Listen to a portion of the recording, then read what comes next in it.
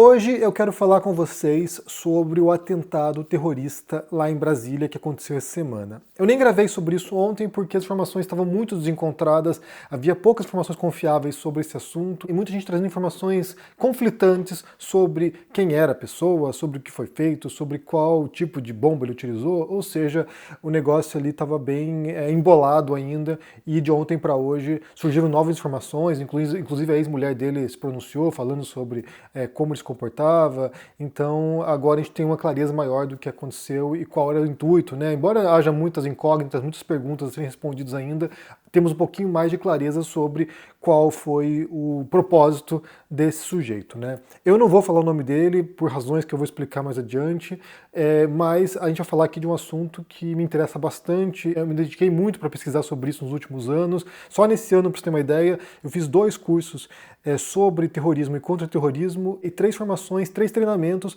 para reconhecer radicalização que leva a extremismo violento e para combater esse tipo de comportamento, né? Então a gente fala aqui de algo que é uma preocupação global há muito tempo, né? Então assim, desde o 11 de setembro se tornou algo emergencial, porque a gente fala aqui de um tipo de terrorismo que acabou se tornando muito midiático, né? Até pela consequência disso e depois Estado Islâmico, então assim, ocupam muitos países em termos de recursos, de inteligência e de cobertura na imprensa, inclusive, e aí no Brasil você tem um cenário que não é o habitual, né? No Brasil não há uma tradição de ataques terroristas, não há, sabe, um histórico muito vasto, desde a redemocratização pelo menos, não é algo que faça parte do imaginário do brasileiro. Então quando você tem esse tipo de situação como aconteceu agora, ou por exemplo, quando aconteceu no 8 de janeiro, após a vitória do Lula, quando bolsonaristas invadem a sede dos 3 poderes, começa a despertar uma série de alertas, porque aqui você vê um tipo de ato que está vinculado a um tipo de ideologia específica e isso demonstra o risco que isso tem assumido pelo mundo, né, em relação a ideologias extremas. E aí a primeira afirmação para vocês é que não existe um perfil de quem pode se radicalizar e se tornar um extremista violento. Não há um perfil. Qualquer pessoa pode ser cooptada por esse tipo de ideias e esse tipo de propostas violentas para mudança de um regime, mudança de um sistema, para enfrentar aquele que eles entendem que são seus adversários, sabe, seus inimigos ideológicos. Então, não há um perfil específico, e essa é a primeira coisa que tem que ser observada, porque há uma tendência a estereotipar as pessoas, né, como se fossem transtornados mentais, como se fossem pessoas com problemas psiquiátricos, assim por diante, mas na verdade não é assim. Qualquer pessoa, em tese pelo menos, é suscetível a isso, dadas as condições para isso, né? Então há uma série de condições, às vezes individuais e sociais, que podem induzir alguém a esse tipo de ato violento. Pelo que eu entendi ali, houve uma mudança tremenda no comportamento dessa pessoa, né? Como eu falei, não vou mencionar o nome dele, porque é até inclusive uma recomendação quando se trata de cobertura da imprensa sobre esse tipo de situação. Basta pensar, por exemplo, quando houve o atentado em Christchurch, na Nova Zelândia, que a primeira-ministra ela se comprometeu a jamais falar o nome do cara, porque é o que se espera, né? É o que se espera, é o que muitas vezes, mesmo a pessoa tendo morrido, né, tendo se matado nesse caso, a visibilidade que isso vai dar, a reputação, talvez o rótulo de alguém que é o defensor da liberdade, alguém que está lutando por uma causa nobre. Então o fato de dar visibilidade ao quem perpetra esse tipo de ato já seria uma vitória para o terrorista. Então a imprensa ela tende a ter dificuldades de lidar com essa questão, é outro aspecto importante ao se mencionar também, o modo como se cobre esse tipo de atentado, né? Porque o tipo de cobertura pode, inclusive, estimular outros atos futuros, né? De cópia, né? As pessoas vão olhar isso aqui, vão ficar instigadas, né? Olha só, alguém tentando mudar as coisas de fato, e aí isso pode motivar outros atentados, que é o que acontece com comportamentos coletivos também, sociais, né? Por exemplo, basta pensar nos tiroteios em escola. Quando jovens invadem a escola e matam colegas, e isso vai gerando um efeito de cópia. Muita gente, muitos jovens veem naquilo ali uma resposta, veem naquilo ali um estímulo, a possibilidade de se tornar uma celebridade, ser lembrado. Então, assim, é claro que a mente humana é bem complicada, então isso pode sim induzir outros atos parecidos. Então, dar visibilidade a quem fez esse ato, a quem perpetrou esse ato, pode estar, inclusive, atendendo aquilo que ele esperava em relação a esse ato. Então também é algo a se tomar cuidado quando se fala sobre isso. Mas voltando aqui ao perfil, qualquer pessoa pode ter esse perfil de radicalização, e aqui entra um outro elemento importante a ser considerado, que é que o fato de alguém se radicalizar não é algo necessariamente preocupante. A radicalização por si própria pode ser para causas positivas, pode ser para causas boas, causas que têm um efeito, sabe, transformador positivo numa sociedade. Basta pensar, por exemplo, num ambientalista radical, ou seja, alguém que quer defender o meio ambiente e adere a ideias radicais de mudanças de, sei lá, de matriz energética, ou seja, a pessoa se torna uma radicalizada em questões ambientais. Isso é um problema? Inicialmente não. A gente pode imaginar que não seja nenhum problema, ainda mais dado as circunstâncias do mundo atual e a possibilidade de mudanças climáticas tremendas que vão afetar a vida de todos nós. Então, sim, o fato de alguém ser radicalizado não significa que isso vá levar a atos extremistas de violência. A questão é esse, né? Esse salto, quando a pessoa passa de uma ideia extremada para um ato de violência extremado. E aí sim é que pode disparar muitos alertas e muita preocupação, porque nem todo mundo está suscetível a isso, né? Nesse caso aqui, para que alguém decida praticar um ato de violência, aí há algumas etapas e um caminho mais longo para chegar nesse estágio. E aqui a gente pode pensar, por exemplo, no trabalho do psicólogo Fatali Moghadam, que estudou a mente de terroristas, né? E aí ele elabora uma hierarquia, né? Uma escada, que ele chama de escada, que ele chama de escadaria da radicalização, que é quando vai se cumprindo certas etapas, de modo que a pessoa chegue no último nível dessa hierarquia radicalizante, que é quando ela suspende certos freios morais, que todos nós, ou praticamente todos nós temos, que são freios morais que nos impedem de fazer mal a outra pessoa. Então você vai criando uma retórica extremista, uma retórica de nós contra eles, de modo que você já não vê mais os seus adversários políticos como pessoas que têm participação legítima no jogo democrático, no jogo, sabe, político. Então a solução é a violência, a solução é o extermínio dessas pessoas, é a morte dessas pessoas. Isso aqui funciona em vários estágios, né, em várias situações diferentes. Funciona no terrorismo, funciona, sabe, no genocídio, funciona na guerra, funciona em diferentes momentos.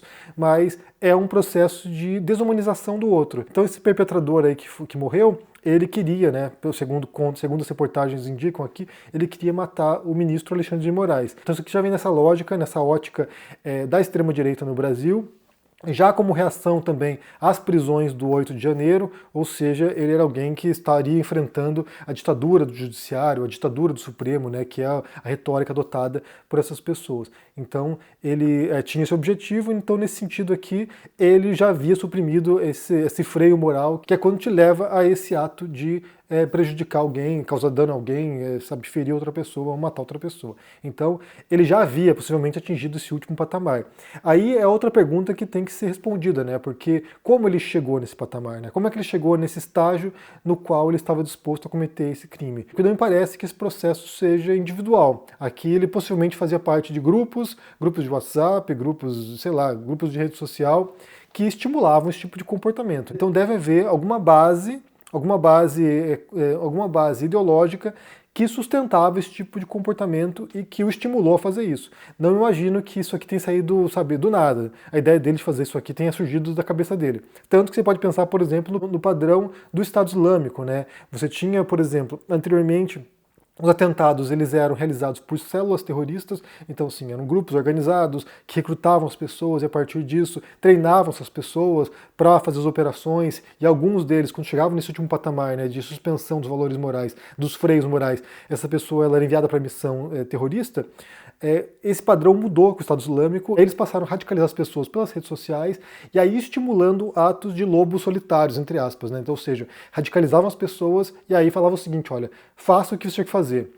Descubra um modo de fazer o atentado. Daí as pessoas pegavam um caminhão e dirigiam em cima das pessoas, alugavam uma van e iam em cima das pessoas. Então alguns desses atos aconteceram recentemente aqui na Europa, né, por exemplo, e aí isso motivava esse ato individual que já era estimulado pelo Estado Islâmico. Ou seja, havia um agente, havia algum tipo de, não recrutamento, mas havia algum tipo de doutrinação por trás disso que levava a pessoa a esse ato. Então, essa decisão desse sujeito não me parece que seja algo próprio dele. Eu imagino que provavelmente havia ali algum tipo de estímulo por trás dele, de modo que o conduzisse a esse comportamento. Claro, aqui eu estou especulando, né? Pode ser que tenha saído da cabeça dele, mas no geral não parece que é o que acontece. Então, só voltando aqui, o problema não é a radicalização necessariamente. A questão é quando isso leva a soluções extremas e violentas, que é o que alguns grupos pregam, né? Então, assim, chega um momento no qual você percebe que não é possível mudar o sistema através, sabe, do consenso, através do diálogo, através da divergência política saudável, e aí é preciso, na cabeça da pessoa, né, a uma medida mais extrema de modo a romper com aquele sistema. Então, o terrorismo, por exemplo, ele é uma expressão de fraqueza daquele grupo, né? Ele não possui tropas, não possui exército, não possui, sabe, recursos para fazer uma transformação social através de outros processos, e aí essa demonstração de fraqueza vai através de atos singularizados, que geralmente atacam civis, mas pode ser também forças militares, pode ser forças policiais, pode ser outros grupos, através daquele ato singularizado, ele causa um pânico generalizado. Então, assim, ele serve mais como uma mensagem, serve mais como esse efeito midiático, e aí o papel da imprensa é muito fundamental para amplificar o atentado, serve muito mais como uma mensagem do que de fato como um ato real para a mudança do sistema. E aí isso, em tese, pelo menos também, motivaria outras pessoas a aderirem à causa. Ou seja, a minha causa é nobre, e aí se eu fizer isso aqui vai ter visibilidade, a imprensa vai repercutir isso, outras pessoas vão assistir esse ato, vão se sentir motivadas a aderir à causa, e quem sabe se a gente conseguir um número X de seguidores, um número X de adeptos das ideias, isso possa levar a uma transformação mais duradoura da sociedade. Então, isso aqui tem a ver com o efeito da mídia mesmo, né? O terrorismo, ele é um ato perpetrado para que as pessoas vejam, cause o temor, cause esse medo, né? Tanto que terrorismo é isso, né? Causar esse terror, para que as pessoas fiquem o tempo todo assustadas com a possibilidade de novos atos, ao mesmo tempo em que há uma expectativa de gerar um movimento em torno daquele ato, de modo a fortalecer a causa do terrorista. Como eu falei no começo, o Brasil não tem tradição disso, né? Pelo menos não desde a redemocratização.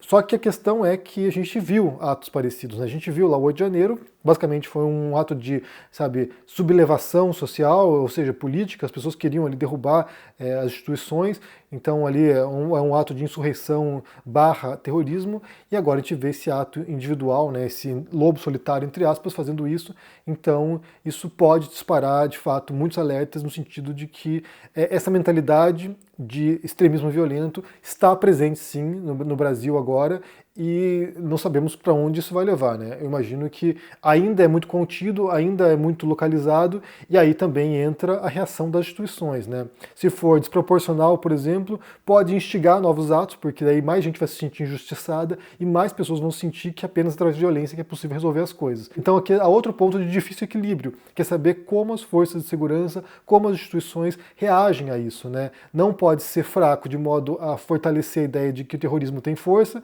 mas também não pode ser exagerado demais de modo a reforçar a causa do atentado. E é por isso que esse é um fenômeno tão difícil de ser combatido pelo mundo, porque às vezes a reação ela causa mais indignação ainda. Basta pensar nos casos do extremismo violento islâmico, né? Quando, por exemplo, os Estados Unidos, para enfrentar o 11 de setembro, vai e invade Afeganistão e Iraque. E isso aqui alienou uma parcela enorme da população islâmica, de modo que a invasão americana nesses países justificou novos atos posteriores e deu um argumento para os terroristas. Olha só, de fato você tem um Estado aqui, um país que é autoritário, que é um país que não respeita nossas leis, que não respeita nossa soberania, é um país que desrespeita o Islã, então um ato violento contra esse país é legitimado. Tanto que a própria invasão do Iraque, ela levou a uma desestabilização total da região e isso permitiu com que surgisse o Estado Islâmico. A gente tem que entender que nesse jogo desigual de forças, de um lado as forças estatais, as forças institucionais, versus esses agentes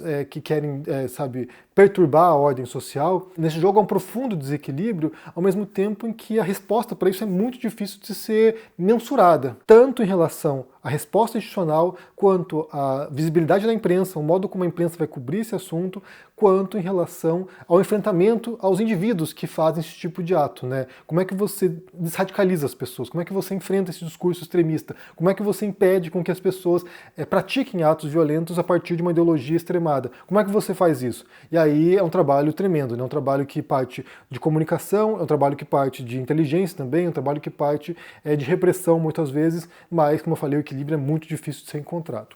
Bem, eu quero saber o que vocês pensam sobre essa história, se vocês acompanharam esse atentado lá em Brasília, né, que muita gente está agora comentando, e muita gente preocupada, outras pessoas tirando sarro, outras pessoas, sabe, tentando tirar a relação dessa pessoa com o bolsonarismo, por exemplo, ou com a extrema-direita. Como é que você entende esse processo que está se dando agora em torno dessa história? Deixe aqui embaixo no comentário, deixe o joinha, se inscreva no canal aqui, ativando o sininho, isso é muito importante para ajudar aquele engajamento. Se torne um membro para dar uma força e se cuide por aí. Um forte abraço e até mais. Tchau!